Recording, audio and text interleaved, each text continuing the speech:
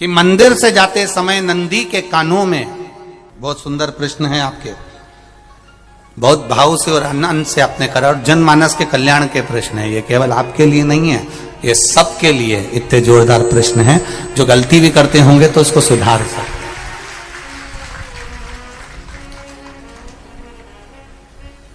आपने कहा कि नंदी के कानों में कहना चाहिए, लोग हंसते हैं, कहते हैं बताओ वो नंदी के कानों में भगवान को कहना चाहिए।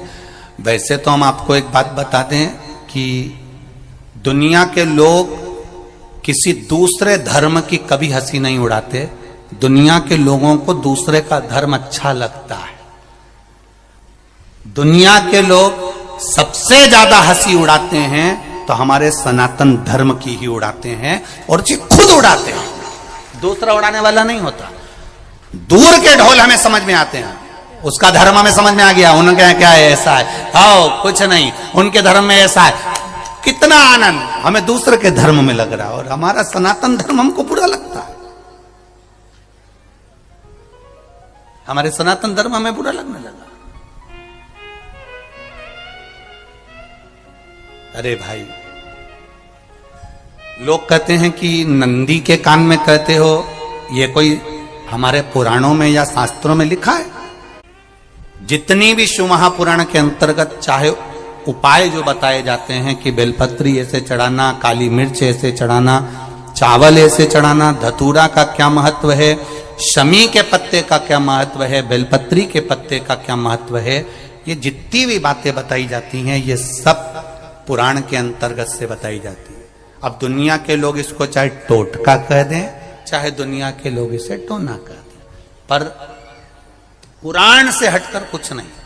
और आप लोगों को अगर बोला है कि नंदी के कान में कहकर भगवान शंकर के मन में बात पहुंचे, तो ये क्यों कहा, तो ये भी हमारी शिव महापुराण में लिखा है, जलंधर के चरित्र में।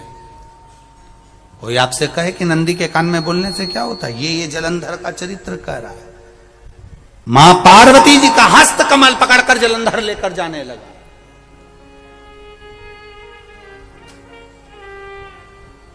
वृंदा का पति लेकर जा रहा।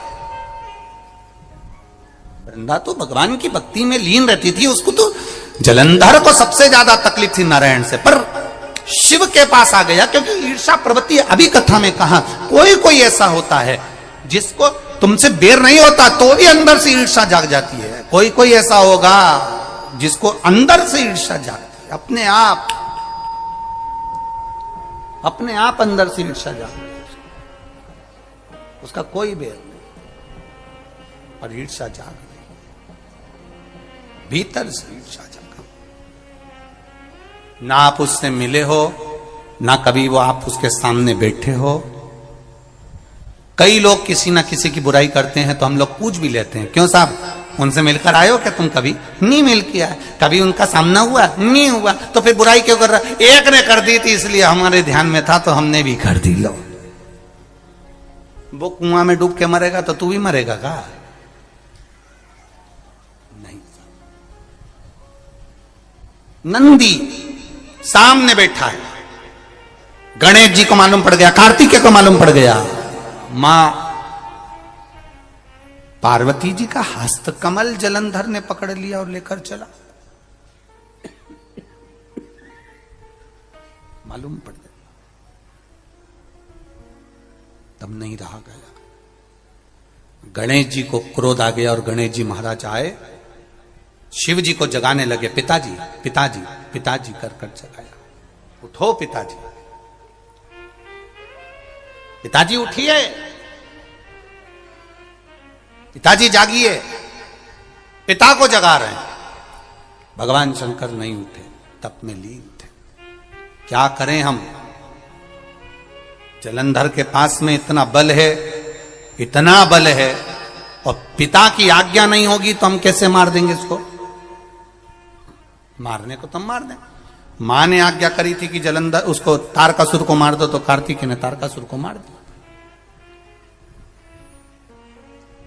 शिव जी की आज्ञा नहीं तो हम इसको कैसे मारें?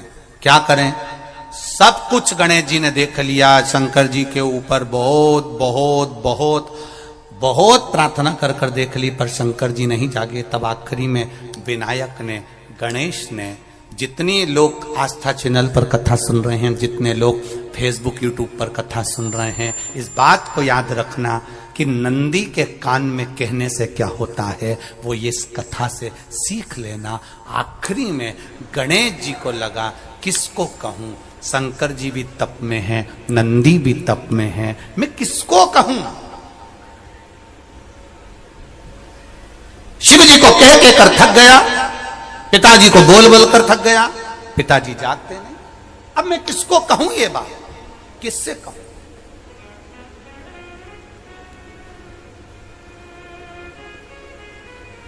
विनायक गए सीधे अब नंदी के पास। नंदी भी तप में लीन थे, शंकर जी की ओर मुख था, शंकर जी की ओर मुख था। गए और जाकर तुरंत विनायक ने नंदी के कानों में जाकर कहा, नंदीश्वर, मैया का हाथ पकड़कर जलंधर लेकर जा रहा है, पिताजी तप में लीन है, कृपा करिए ना। बस केवल नंदी के कान में कहा, गणेश जी दूर हट गए। नंदी के कान में कहा, शंकर जी के नेत्र खुल गए, शिव जी के नेत्र खुले। ध्यान देना जरा, इस शिव महापुराण की, आशुतोष शिव महापुराण की कथा, जो कथा यहां कही जा रही है, यह कथा पहले के चरित्रों में सुनने को नहीं मिली होगी। जरा ध्यान देना इस संवाद पर, जितने लोग आस्था चैनल पर, जितने फेसबुक यूट्यूब पर सुन रहे हैं। सनातन धर्म की हंसी उड़ाने वाले कह देते हैं नंदी के कान में कहने से क्या होता है, नंदी के सामने जाकर बोलने से क्या होता है, नंदी के पास बैठकर बोलने से क्या होता है, नंदी के पास बैठकर शंकर जी का मात्र दीदार करने से क्या होता है, दर्शन करने से क्या होता है। वो अच्छे से समझ लेना, जो लोग सनातन धर्म पर उंगलियां उठाते हैं वो अच्छे से समझ ले इस बात को।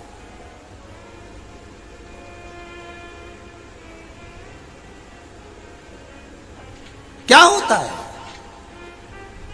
नंदी तप में लीन, शिवजी तप में लीन, शिव नहीं उठ रहे। विनायक ने नंदी के कानों में जाकर कह दिया, नंदी के कान में जाकर कहा, नंदी के नेत्र नहीं खुले। नेत्र किसके खुले, जम के बोलो, महादेव के खुले, शिव जी के खुले।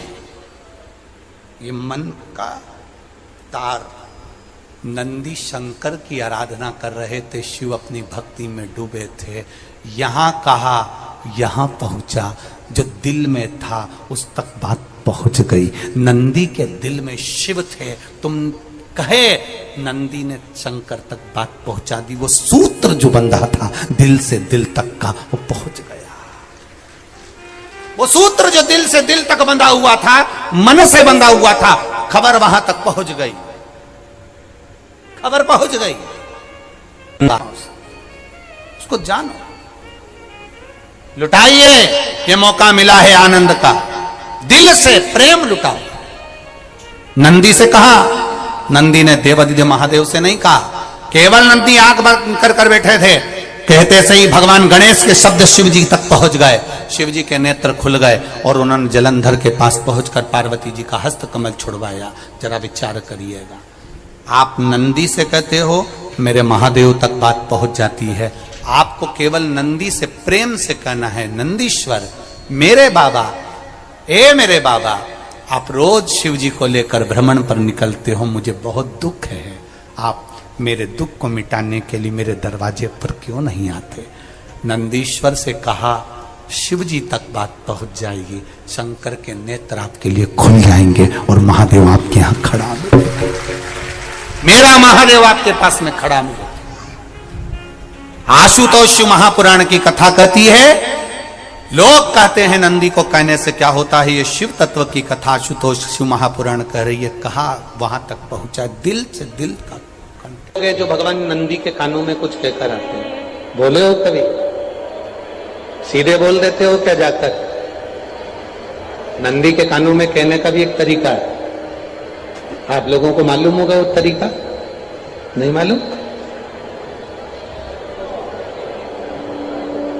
ये बेलपत्री की जो डंडी रहती है ना, बीच का जो भाग है, ध्यान दिए ना जरा सा, ये बीच की जो डंडी है, फिर से देखिए, बेलपत्री के 2 पत्ते और उसके पास में जो बीच की जो डंडी का भाग है, दिख रहा है आप लोगों को? ये दो डंडी, ये बीच की दो पत्ती और उसके बीच में जो दो डंडी का भाग होता है। जब हम देवादिदेव महादेव से कोई बात कहने वाले होते हैं ना कि बाबा बहुत दुखी हूं, बाबा बहुत तकलीफ चल रही है, बाबा मैंने एक कंपटीशन एग्जाम में परीक्षा दी है, बाबा मेरे जीवन में ये तकलीफ हो रही है, बाबा, तब इस बेलपत्री की जो ये डंडी होती है, इस उंगली से, इस अंगुष्ठ से इस डंडी को पकड़ा जाता है और बाबा के कर्ण में कहने से पहले ये हाथ को नंदी के ऊपर रखकर फिर हम बाबा के नंदी के कानों में कहते हैं और चलते समय इस बेलपत्र को अशुभ सुंदरी की जगह पर चढ़ाकर वापिस सजाते हैं। देवादिदेव महादेव को पार्वती की बात मानना ही पड़ती है और वो कहना ही। ये बेलपत्र की महत्व, ये जितना फल एक बेलपत्र की पत्ती में उतना की उतना फल। हम आपसे फिर कहेंगे, कभी मौका मिल जाए जिंदगी में, कभी तुम्हारे जीवन में अगर मौका मिले और कहीं बेलपत्री का वृक्ष मिल जाए जिसकी छांव तुम्हारे ऊपर पड़ रही हो, तुम्हारे ऊपर अगर बेलपत्री की छांव पड़ रही हो, उसके नीचे बैठकर कभी मौका मिले, एक बेलपत्री का पत्ता मात्र रखकर आप शिव जी का नाम लेकर जल भी अगर समर्पित कर रहे हो ना, तो वो 12 ज्योतिर्लिंग को जल चढ़ाने के बराबर फल प्रदान कर। एक बेलपत्री का पत्ता, एक बेलपत्री का वृक्ष, एक बेलपत्री के वृक्ष की छांव हमारे जीवन को कृतार्थ कर देती है, धन्य कर देती है।